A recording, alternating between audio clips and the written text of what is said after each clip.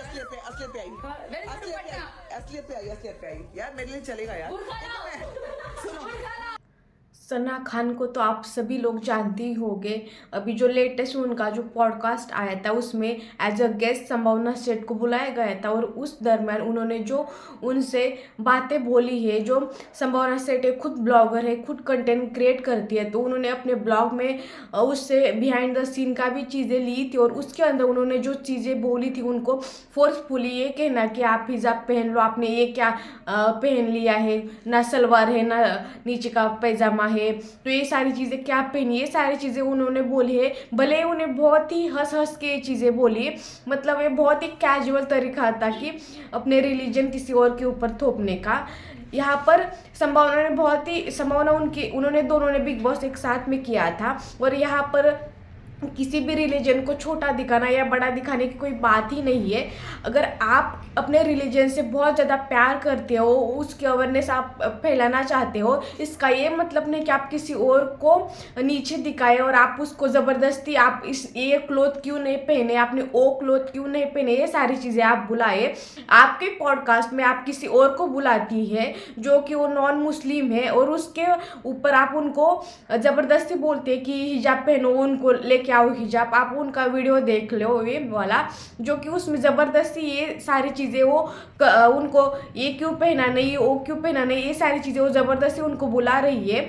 I understand कि अपने धर्म के ऊपर सबको ही प्यार होता है, और इंडिया जैसे देश में जो बहुत मल्टीपल धर्म के लोग रहते हैं, यहाँ पर हर 1 किलोमीटर के अंदर धर्म, भाषा और कपड़े बदलते हैं, तो यहाँ पर किसको क्या पहना है और क्या नहीं पहना है ये टोटली उस आदमी के ऊपर होता है कि उसको क्या अच्छा लगता है। आप किसी को ऐसे फोर्सफुली पहना नहीं सकते कि तुमने हिजाब क्यों पहना नहीं। अगर आपको इतना ही था तो आप मुस्लिम लोगों को बुलाते ना अपने पॉडकास्ट के अंदर, जो हिजाब पहनते हैं, या वो सारा जो आपके उस टिक आपने जो एक क्राइटेरिया बना के रखा है कि जिसके अंदर वो सारी चीज़ें होनी चाहिए।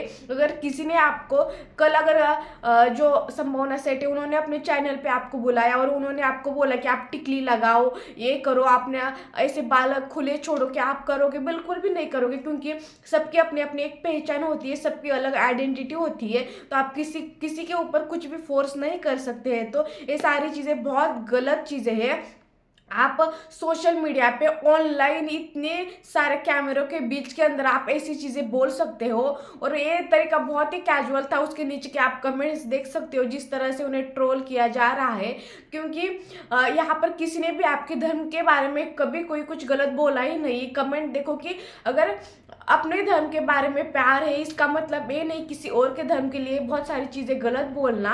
और आप उनके सारे इंटरव्यूज़ देख लेना, इससे पहले भी वो हर वक्त बस यही चीज़ें बोलती रहती है कि मेरे इसमें ये है वो है। बहुत बड़ी अच्छी बात है, लेकिन आप किसी और के ऊपर ऐसे थोपो मत।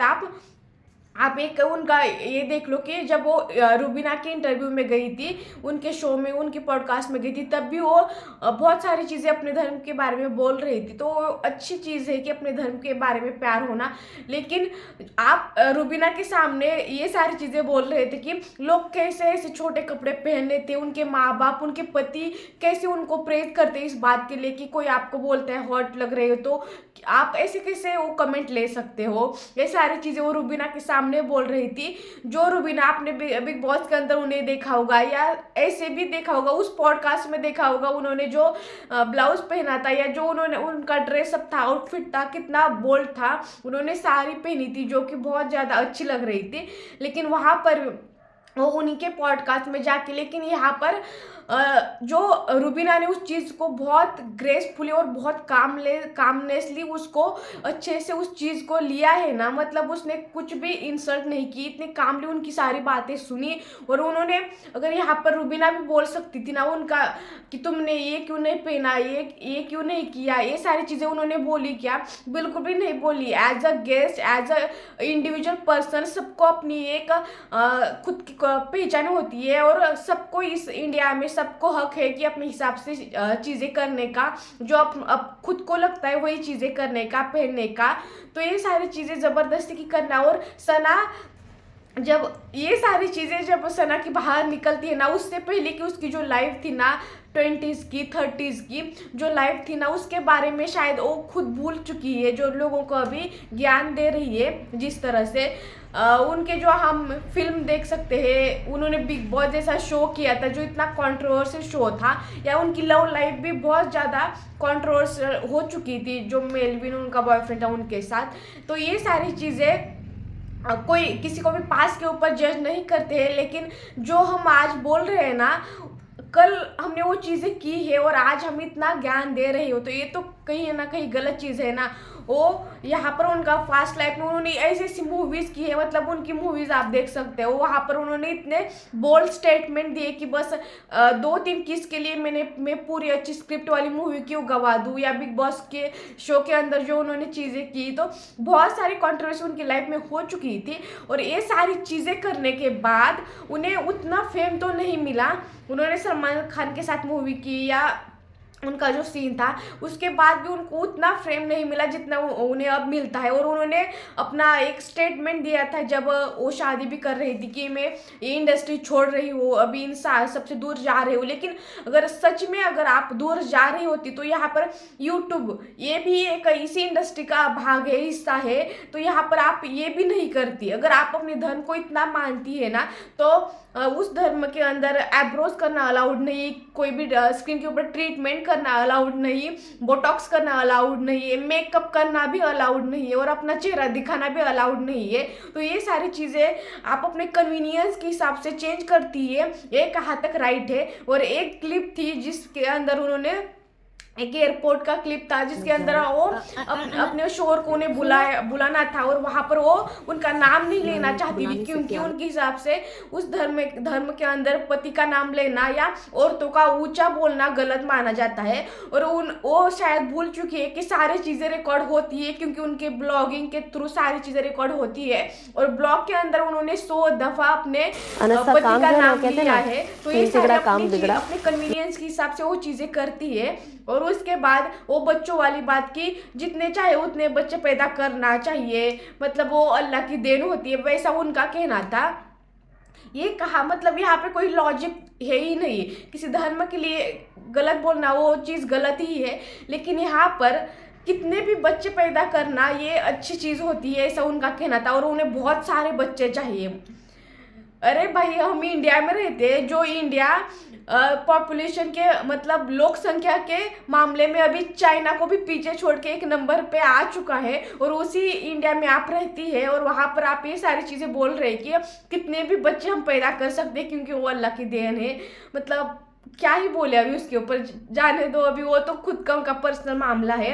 लेकिन यहाँ पर वो बहुत ही प्राउडली सारी चीज़ें बोलती है कि जितने चाहे उतने बच्चे पैदा करनी चाहिए। लेकिन आप उस स्त्री का भी सोच लो, जिस आप इतने सारे स्टेटमेंट देती हो और आपसे लोग प्रेरित हो जाते हैं, क्योंकि आपके 1 मिलियन से भी ज़्यादा फॉलोअर्स है, सब्सक्राइबर है, और आपको देख के इतने सारे लोग प्रेरित हो जाते हो। और वहाँ पर आप ऐसे स्टेटमेंट देते हो कि लड़कियों को बहुत सारे बच्चे पैदा करने चाहिए, मैं तो बहुत सारे बच्चे पैदा करूँगी। ये सारी चीज़ें स्टेटमेंट देना बहुत गलत बात है।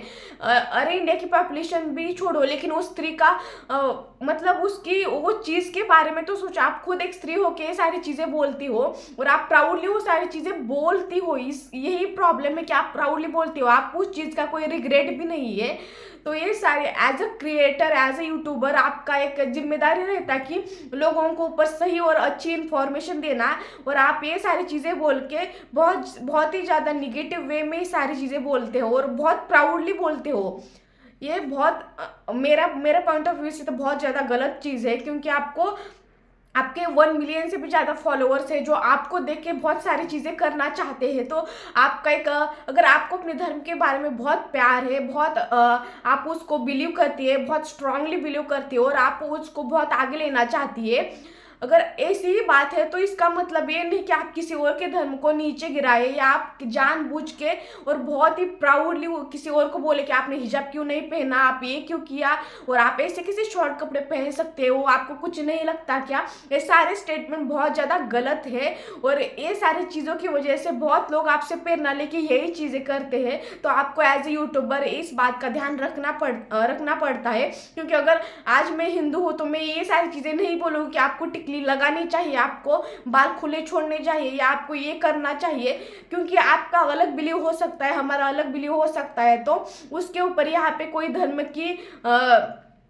की कोई ये हो ही नहीं रहा, कोई आपको ये नहीं कहने मतलब करने को बोल रहा है कि आप ये करो क्योंकि यहाँ पर मेरा धर्म श्रेष्ठ या आपका धर्म श्रेष्ठ इसकी डिबेट हो ही नहीं रही है। सब अपनी अपनी जगह सही होते हैं, अपने अपने बिलीव्स होते हैं, अपनी अपनी अपब्रिंगिंग होती है, उसके अनुसार हमारा व्यवहार हो जाता है। आप पहले मतलब पूरा 30 तक आप बहुत अलग थी और अचानक से आप इतना अलग हो रही हो, उसमें भी कोई प्रॉब्लम नहीं है, लेकिन आप फोर्सफुली जो चीज़ें करते हो उसके ऊपर प्रॉब्लम है और ये प्रॉब्लम रहेगी, हमेशा रहेगी। अगर आप ऐसी चीज़ें करोगे तो ये प्रॉब्लम रहेगी।